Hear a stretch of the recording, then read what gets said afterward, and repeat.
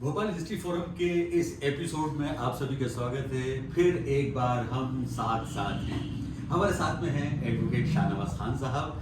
आप Bhopal history forum के अध्यक्ष हैं और भोपाल हिस्ट्री की जो किताब है उसके आप संपादक भी हैं। और हमारे साथ में हैं जनाब अली बज़मी साहब। आप भोपाल के इतिहासकार तो हैं ही, साथ में सीनियर जर्नलिस्ट हैं। और रिजवानुद्दीन अंसारी साहब, आप इतिहास के जानकार हैं और भोपाल हिस्ट्री फोरम के साथ जुड़े हुए हैं। और कैमरामैन हमारे साथ में हैं अमान खान साहब। आप सभी का एक बार फिर स्वागत है। और सबसे पहले हम उस बात पे बात शुरू करते हैं जो हमने पिछले एपिसोड में छोड़ी थी। तो जैसा कि रानी कमलापति की बात हो रही है, रानी कमलापति अपने आप में इतिहास की एक ऐसी अमिट छाप है जिसको भोपाल के इतिहास में उनके बिना इतिहास पूरा नहीं हो सकता। तो शुरुआत करते हैं हम एडवोकेट खान साहब से कि आप इस बारे में जिस तरह से पिछले एपिसोड में बात हुई थी अंसारी साहब से, तो उसी को जारी रखते हुए आप क्या कुछ चाहेंगे? नमस्कार, अस्सलाम वालेकुम साथियों। एक बार फिर हम भोपाल के इतिहास के ऊपर आपके रूबरू हैं। जैसा कि हमने पहले कहा था कि भोपाल के प्रमाणिक इतिहास को हम जनता के सामने पेश कर रहे हैं। और इस इतिहास में हमने शुरू किया है सबसे पहले रानी कमलापति से। रानी कमलापति भोपाल में किस तरीके से आई, इस सिलसिले में हमने रिजवान साहब से कुछ जानकारियाँ ली थी। अब आज हम रिजवान अंसारी साहब से कहेंगे कि जैसा कि इतिहास में कहा गया है, दोस्त मोहम्मद खान जो भोपाल के संस्थापक थे, वो भोपाल के इतिहास से उनका ताल्लुक सन 1692 से शुरू होता है। और उनका और रानी कमलापति का किस तरीके से संबंध हुआ, कैसे संबंध हुआ। हालांकि ये सब जानते हैं कि रानी कमलापति जो है दोस्त मोहम्मद खान से उम्र में काफ़ी बड़ी थी। और उनका ताल्लुक किस तरीके से हुआ, क्या हुआ, ये हम रिजवान साहब से पूछते हैं कि किस तरीके से जो है वो रानी कमलापति का जो है वो पूरा कहाँ से भोपाल में किस तरीके से और आए। और उसके बाद फिर जो है उनका दोस्त मोहम्मद खान से किस तरीके से ताल्लुक हुआ, इसके ऊपर कुछ रोशनी डालेंगे। मुझे लगता है कि इसमें थोड़ा सा ये कहें कि हम रानी कमलापति के इतिहास को पहले उसको एस्टैब्लिश करने की जरूरत है कि रानी कमलापति भोपाल में किस तरह से अस्तित्व में आई और भोपाल से उनका किस तरह से नाता रहा। इसके बाद में हम दोस्त मोहम्मद खान की तरफ आएंगे, क्योंकि जब तक रानी कमलापति, मुझे ऐसा लगता है कि जब तक रानी कमलापति के वजूद को भोपाल के साथ में एस्टैब्लिश नहीं किया जाएगा तब तक दोस्त मोहम्मद खान को जोड़ना जल्दबाजी होगी। देखिए, जैसे कि आपने जिक्र किया था पहले भी कि गोंडों की यहाँ आमद हो गई भोपाल में, के अतराफ में आ गए सारे गोंड। और संग्राम शाह की हुकूमत इस पूरे इलाके में कायम हो गई। ये पहले जो हुआ उसके जो बाद दादा परदादा वगैरह ने हुकूमत संभाली ली, लेकिन संग्राम शाह का हुकूमत 1640 के आसपास वो कायम यहाँ हो चुकी थी। और उन्हीं के एक दीवान गढ़न शाह,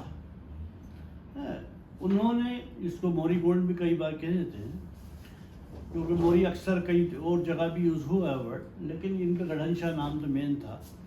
ये जो थे दीवान शाह, इन्होंने, इनके दीवान ने इस इलाके पे अपना कब्जा कायम कर लिया। और जो संग्राम शाह की हुकूमत मुग़ल बादशाहों के अंडर में, शाहजहाँ के अंडर में चल रही थी, उससे अपने आप को अलहदा करके अपने आप को आज़ाद कायम कर दिए।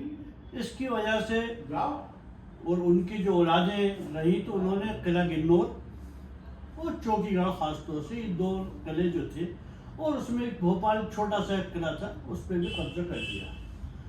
तो गढ़न शाह वाला जो फैमिली थी उसमें से 3 उनके बच्चे थे, जिसमें से एक का तो जिक्र ज़्यादा मिलता नहीं है, सेम शाह का, जो कि उनके पास ताकत नहीं थी। लेकिन दूसरे जो थे 2 राजा यहाँ पे थे, एक अहमद शाह जो बाड़ी वाले कहे जाते हैं, हालांकि उनका ताल्लुक चौकीगढ़ से था।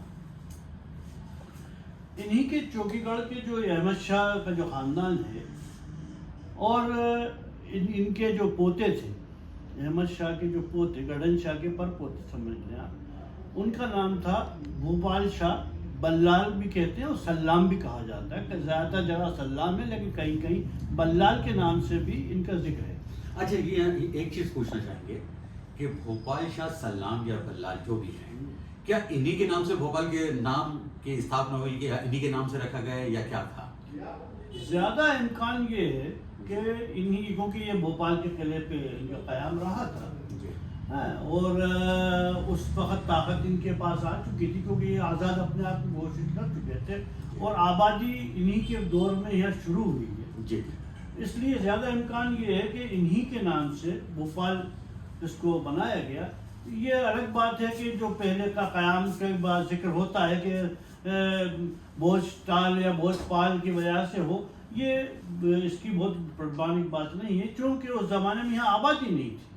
पर आबादी बनने के बाद ही जगह का नाम तय होता है। जब यहाँ आबादी बन गई, लोग रहने लगे यहाँ पे, और इस दौर में ये जो 1650-60 के आसपास की बात हो रही है, सल्लाम की जो बात हो रही है, तो जाहिर इस वक्त थोड़ी सी आबादी यहाँ कायम हो चुकी थी और उसी की वजह से इसको शायद भोपाल कहा जाने लगा। भू और भा तरह से अपनी, क्योंकि ये उर्दू का एक लफ्ज था, भो और भू दोनों पे एक जैसा लिखा जाता है, तो इसलिए ये बड़ा मुश्किल था कि इसको अपन भो कहें कि भू कहें। तो वो जो नाम था बल्लाल, सल्लाम का या बल्लाल कहा जाता है, उन्हीं के नाम से ज्यादा इम्कान ये कि इसको रखा गया। भोपाल था या भोपाल था, मतलब दोनों जो जिस भी अल्फाज है। अच्छा, एक चीज और कि जैसे कि आपने कहा कि आबादी सारी भोपाल शाह सल्लाम के जमाने में भोपाल की बढ़ी, तो भोपाल शाह सल्लाम और राजा भोज के अंतराल कितना था, दोनों के बीच का डिस्टेंस कितना रहा? इनके बीच तकरीबन 500 साल का फर्क है। 500 साल का फर्क है, क्योंकि राजा भोज का जो वक्त है वो जो माना जाता है वो 1055 पर ख़त्म हो जाता है। जी जी जी, 1010 से 1055। और अगर यहाँ पे ये भी मान लिया जाए कि उनके जो पौत्र वधू या पौत्र बहू जो भी थी यहाँ पे, वो लोग भी यहाँ रही हैं, कोई रानियाँ वगैरह, और उन्होंने इस इलाके को कायम किया था, तो भी इस 500 साल के दरमियान वो पूरा उजड़ चुका था।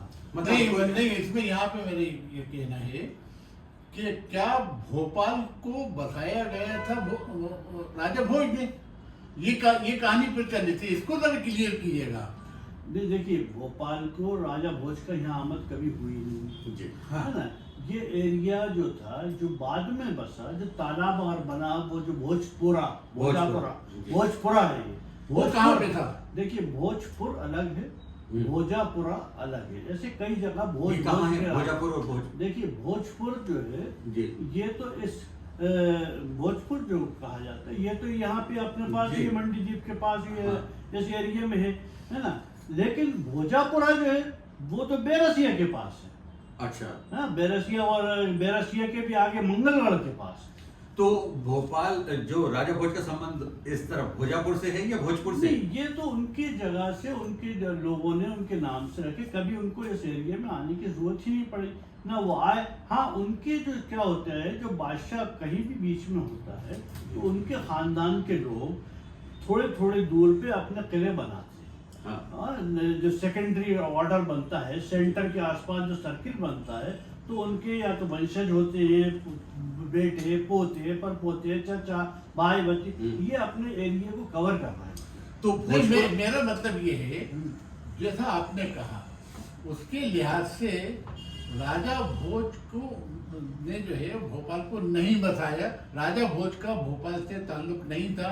ये जो कहानी प्रचलित की जाती है, बार बार ये कहा जाता है कि भोपाल को राजा भोज ने बनाया, राजा भोज ने बताया, तो ये कहानी टोटली गलत है। क्योंकि मुझे जैसा इतिहास में कहा गया है कि राजा भोज का इतिहास जो है सन 1000 से शुरू होकर 1055 पे खत्म हो जाता है, और भोपाल की स्थापना जो है वो 1600 के बाद की, मतलब ये 500 साल का इसमें फर्क है। हम ये भी कह सकते हैं कि राजा भोज बहुत बड़े राजा थे, और अगर भोपाल बसाते तो कुछ तो आबादी होती। कुछ जो उनके वंश, वो राजा भोज खुद इटसेल्फ नहीं, उनको इतना वो है नहीं कि यहाँ पे कोई आबादी बनाए या कायम करे, है ना।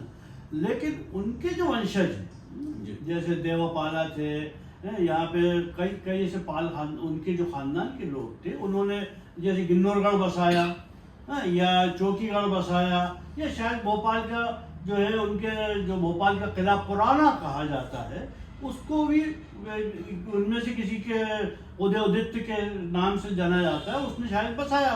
लेकिन वो उनके पोते पर पोते हैं जो अपने अपने किले छोटे छोटे बढ़ा हैं।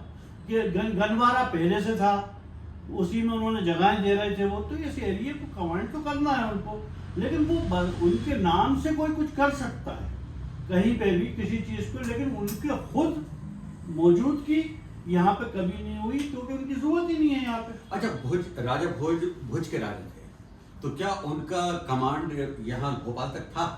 काफ़ी एरिया में था, उस जमाने के बहुत बड़े राजाओं में से थे कि बहुत मशहूर राजा हैं, क्योंकि गुजरात चारों तरफ उनकी जंगें हो रही थी, काबिल आदमी थे, सब कुछ हर चीज़ उनकी बहुत मानी जा सकती, कई चीज़ बहादुरी जंगें उनकी बहुत सी जंग थी, और उनसे बड़े तो उनके चाचा थे मुंज, जिन्होंने पूरी हुकूमत कायम कर ली।